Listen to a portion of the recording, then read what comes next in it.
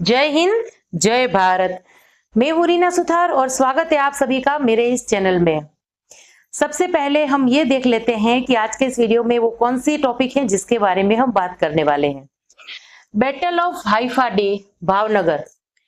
23 सितंबर को यहाँ भावनगर में एक हाइफा डे मनाया गया और इसका जो कनेक्शन है ये न्यू दिल्ली साउथ एवेन्यू, यहाँ पर जो एक त्रिमूर्ति चौक के नाम से मशहूर जो एक चौक है, इससे इसका क्या कनेक्शन है इसके बारे में आज के इस वीडियो में बात करूंगी।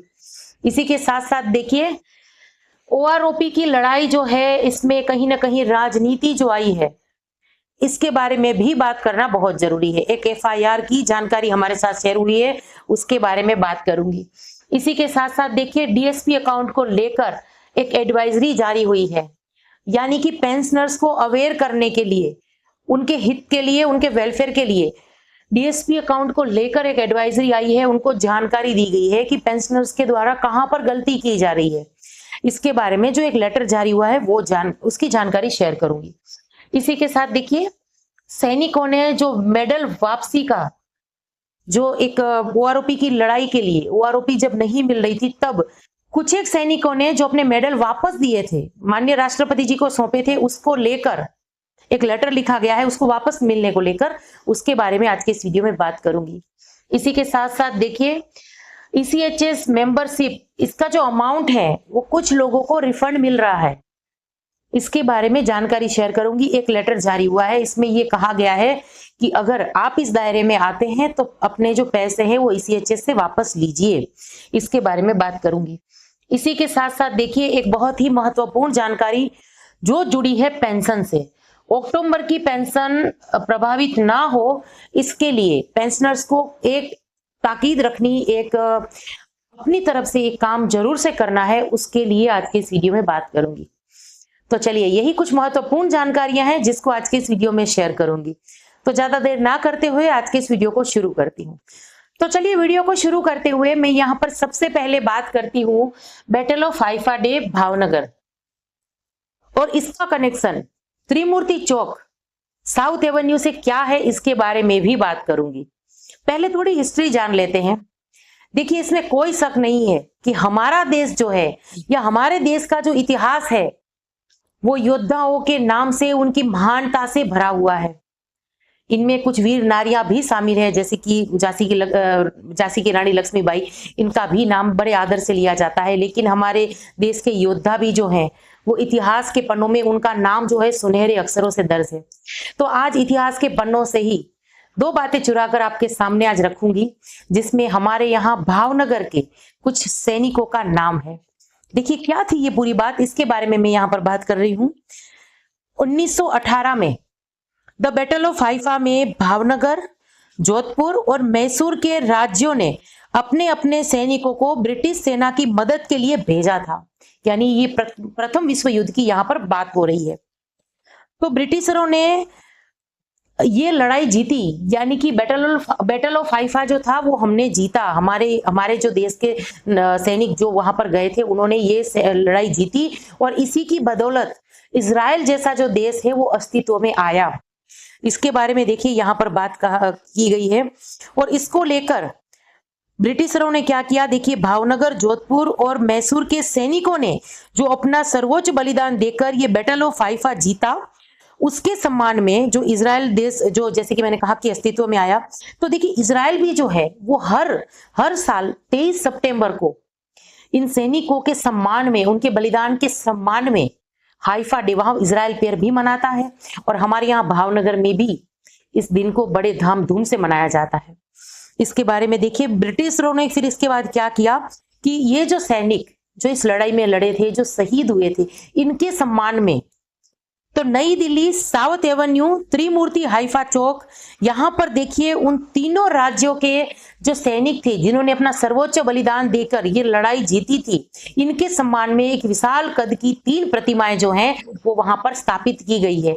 उन्हीं के नाम से ये जो त्रिमूर्ति चौक है ये मशहूर है। आपने भी वहां पर कभी ना कभी वहां से गुजरे होंगे, वो त्रिमूर्ति चौक देखा होगा, लेकिन इसके इतिहास के बारे में नहीं जानते होंगे। तो आज बड़े गर्व से मैं कह रही हूं कि देखिए हमारे यहाँ भावनगर के भी जो सैनिक थे वो इसमें शामिल थे और वो जो 3 जो सैनिकों की प्रतिमा खड़ी है उनमें जोधपुर, मैसूर और हमारे यहाँ भावनगर के सैनिकों की प्रतिमा है। इसके बारे में देखिए मैंने जानकारी दी। तो देखिए अभी 23 सितंबर को जब यहाँ भावनगर में ये द हाइफा डे मनाया गया, तो उसमें देखिए भावनगर के जो महाराजा साहेब श्री हैं वो भी वहां पर उपस्थित रहे और शहीदों को श्रद्धांजलि भी दी गई। इनके साथ साथ राष्ट्रगान भी हुआ।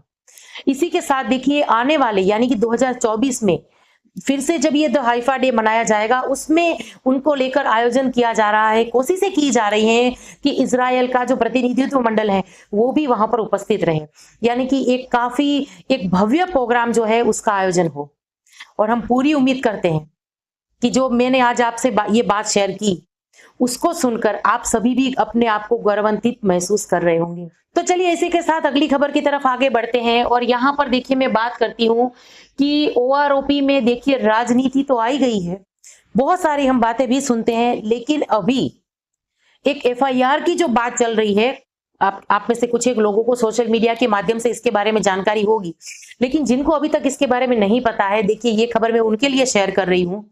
पिछले कुछ दिनों में आप लोगों ने देखा होगा, जब श्री राहुल गांधी जी लेह लद्दाख के दौरे पर गए थे तो वहां पर उन्होंने जेसीओस और जवानों के साथ कुछ मीटिंग की थी। वहां पर ओआरओपी 2 की विसंगतताओं को लेकर भी बात हुई थी।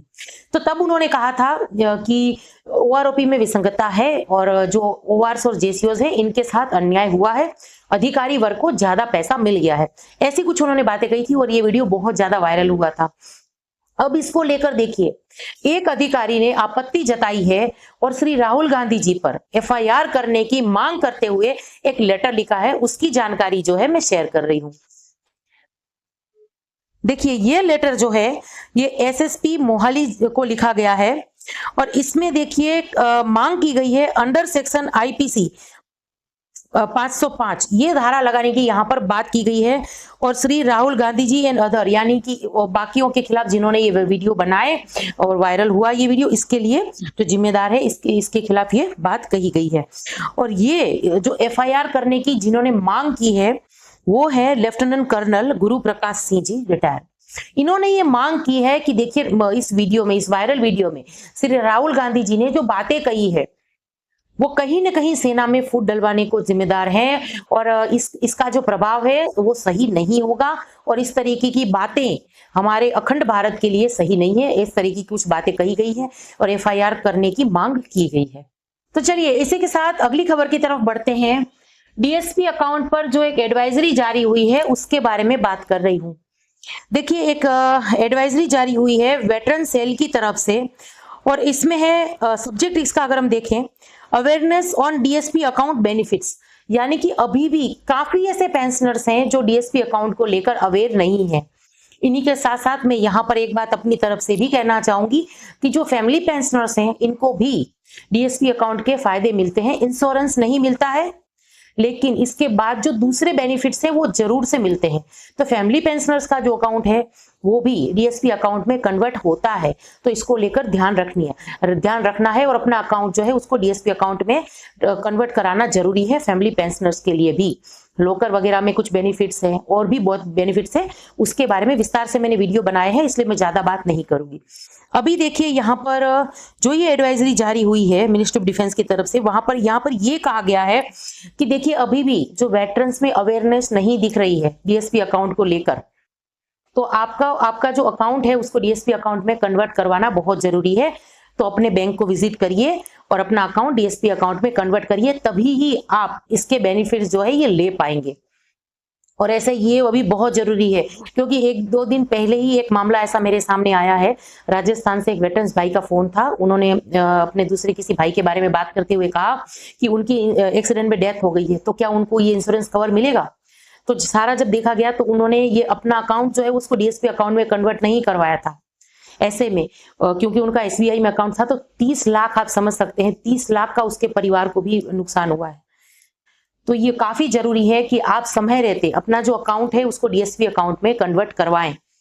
इसी के साथ मैं यहाँ पर फिर से ये याद दिलाना चाहूंगी कि एसबीआई में डीएसपी अकाउंट के नाम से है, बाकी पीएनबी में रक्षक अकाउंट प्लस नाम से है और बाकी जो दूसरी बैंक है उसमें अलग अलग नाम से है। तो वो याद रखिएगा। और इसको लेकर अगर कुछ सवाल हैं तो आप मुझे फोन भी कर सकते हैं। मेरे मोबाइल नंबर आपको डिस्क्रिप्शन बॉक्स में मिल जाएंगे। आप वहां पर जाकर वो फोन नंबर लेकर अगर कुछ इंक्वायरी है तो कॉल के जरिए पूछ सकते हैं।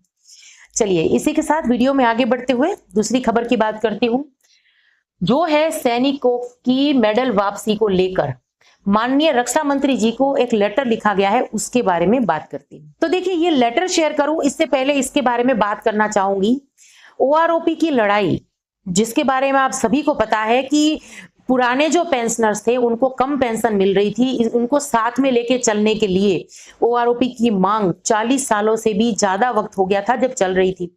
कोई भी सरकार इसको लागू करने के लिए तैयार नहीं थी। और उस टाइम भी यानी कि 2009 में भी जब ओआरओपी की लड़ाई जब चल रही थी, तब कुछ एक सैनिकों ने क्या तय किया था कि हम अपने मेडल जो है वो वापस कर देंगे माननीय राष्ट्रपति जी को। उस टाइम उन्होंने अपने मेडल जो है वापस तो कर दिए थे, लेकिन उसके बाद जब भाजपा की सरकार आई तो उन्होंने ओआरओपी 1 दिया, ओआरओपी 2 भी दिया। तो अब ये मेडल वापस लेने को लेकर ये लेटर लिखा गया है। चलिए इसकी जानकारी शेयर करती हूँ। जैसे कि मैंने कहा कि इसमें सब्जेक्ट है मेडल वापसी को लेकर, और ये लेटर लिखा गया है माननीय रक्षा मंत्री राजनाथ सिंह जी को। और ये देखिए 23 सितंबर 2023 को ये लेटर लिखा गया है, जो लिखा है लेफ्टिनेंट जनरल राज कदियान जी ने, पीवीएसएम, एवीएसएम, वीएसएम रिटायर। इन्होंने ये लेटर लिखा है और माननीय रक्षा मंत्री जी से मिलने की मांग की है उनके समय अनुसार, यानी कि जब माननीय रक्षा मंत्री जी के पास समय हो तो वो मिलने का समय दे, ऐसा इस पे कहा गया है। और इसी के साथ विस्तार से ये कहा गया है कि हमने किस परिस्थिति में जो ये मेडल है ये वापस परत किए थे माननीय राष्ट्रपति जी को, अब वो हमें वापस चाहिए इसको लेकर। और इसके साथ साथ कुछ एक आंदोलन जो हुए थे और उसमें किस तरीके से ठगी हुई, इसके बारे में विस्तार से बात की गई है। इसके बारे में ज्यादा बात नहीं करूंगी, लेकिन मेडल वापसी को लेकर ये बात कही गई है। तो चलिए इसी के साथ वीडियो में आगे बढ़ते हुए अगली खबर की तरफ आगे बढ़ते हैं। रिफंड होगी ईसीएचएस मेंबरशिप अमाउंट, यानी देखिए भूतपूर्व सैनिकों को जब ईसीएचएस कार्ड बनवाना हो तो उसके लिए ईसीएचएस को कुछ अमाउंट देना पड़ता है। तो नॉर्मल वेटरन्स के लिए तो अमाउंट वो देना पड़ता है, लेकिन जो डिसेबल्ड सोल्जर हैं यानी कि जो वॉर इंजर्ड हैं, ऐसे जो सोल्जर हैं उनको ईसीएचएस का कार्ड बिल्कुल फ्री है। उसको लेकर ये एडवाइजरी जारी हुई है। ये किसकी तरफ से हुई है पहले वो जान लेते हैं, इसके बाद इसके बारे में बात करेंगे। देखिए सेंट्रल ऑर्गेनाइजेशन ईसीएचएस एजी ब्रांच की तरफ से 18 सितंबर को ये लेटर जारी हुआ है। ये लेटर सीजीडीए को लिखा गया है और इसमें देखिए सब्जेक्ट आप देख पा रहे होंगे, refund of ECHS membership amount charge from war disabled soldier, यानी वो सोल्जर जो वॉर में डिसेबल्ड हुए हैं, इंजर्ड हुए हैं, उनको ईसीएचएस के लिए कोई भी पैसा देने की जरूरत नहीं है। तो देखिए ये पेंशनर्स के लिए तो है ही, ये उन लोगों के लिए भी है जिन्होंने हाल फिलहाल में ईसीएचएस के कार्ड के लिए अप्लाई किया है। ऐसे जो डिसेबल्ड सोल्जर है उनको अपने पैसे वापस लेने हैं, ईसीएचएस को लिखकर वो पैसे वापस ले सकते हैं। इसी के साथ उन सर्विंग पर्सन के लिए भी है जो डिसेबल्ड हैं, किसी वॉर में इंजर्ड हुए हैं, और वो जब रिटायरमेंट के बाद, अभी जब रिटायरमेंट के कागजात वगैरह करवाने जाएंगे डॉक्यूमेंट्स क्लोज के लिए, तो वहां पर अगर आपसे ईसीएचएस के नाम पर, अमाउंट के नाम पर जो पैसे काटने हैं उसको लेकर ध्यान रखना है, आपको नहीं देने हैं वो पैसे। इसको लेकर भी यहाँ पर बात की गई है, यानी सभी ऐसे जो डिसेबल्ड सोल्जर है इनके बेनिफिट के लिए ये एडवाइजरी जो है जारी हुई है। तो ये पैसे आपको वापस लेने हैं। अगर आपने अतिरिक्त दे दिए हैं पैसे ईसीएचएस कार्ड के लिए, जा आपने अमाउंट पे कर दिया है, तो उसको आप वापस लेने को लेकर लेटर लिख सकते हैं। चलिए ये थी जानकारी ईसीएचएस मेंबरशिप अमाउंट को लेकर।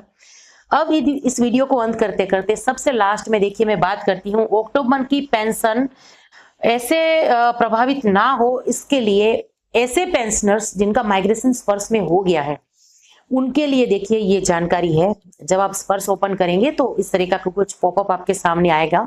इसमें देखिए ये जानकारी दी गई है कि 20 अक्टूबर से पहले पहले जिनकी लाइफ सर्टिफिकेट की ड्यू डेट सितंबर की थी, वो जल्दी से अपना लाइफ सर्टिफिकेट जो है वो स्पर्श में सबमिट करवा दीजिए, ताकि आपकी जो अक्टूबर की जो पेंशन है वो प्रभावित ना हो। इसको लेकर ये पॉपअप है। तो जिन्होंने भी अभी तक अपना लाइफ सर्टिफिकेट सबमिट नहीं कराया है उनसे निवेदन है कि जल्दी से अपना लाइफ सर्टिफिकेट जो है उसको सबमिट करा दीजिए। अपनी पेंशन स्लिप वगैरह में आप ड्यू डेट देख सकते हैं जो स्पर्श से मिलती है। तो लाइफ सर्टिफिकेट सबमिट कराना बहुत ही जरूरी है, वो करवा दीजिए ताकि आपकी अक्टूबर की जो पेंशन है वो प्रभावित ना हो। चलिए, ये थी कुछ एक महत्वपूर्ण जानकारियां जिसको लेकर आज के इस वीडियो में आई थी। वीडियो कैसा लगा कमेंट्स के जरिए जरूर से शेयर करिएगा और यूजफुल लगे तो लाइक और शेयर करना ना भूलिएगा। और मेरे चैनल पे नए हैं तो चैनल से जुड़ने के लिए चैनल को सब्सक्राइब कर दीजिएगा। और इसी के साथ आज के इस वीडियो से विदा लेती हूँ। जय हिंद।